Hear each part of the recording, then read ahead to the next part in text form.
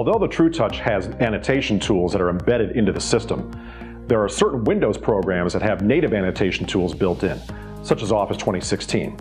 As you can see, I've got a PowerPoint slide deck open, and I can use the native annotation tools to annotate and diagram over these slides while they're in edit mode.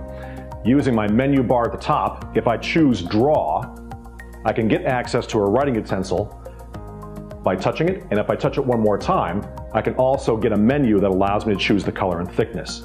And then once I've made my selection, I can annotate, diagram, and draw directly over these slides while they're in edit mode. But one of the great things about PowerPoint is it's a presentation program. So when we run the slide deck, we can also access the same kind of tools while we're in presentation mode.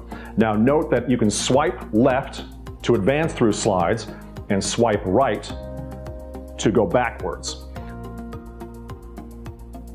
If I do a touch and hold, it gives me access to tools, and I can choose writing utensils from this menu. In this case, I'll choose a highlighter, and I can actually do the same thing while the slideshow is running.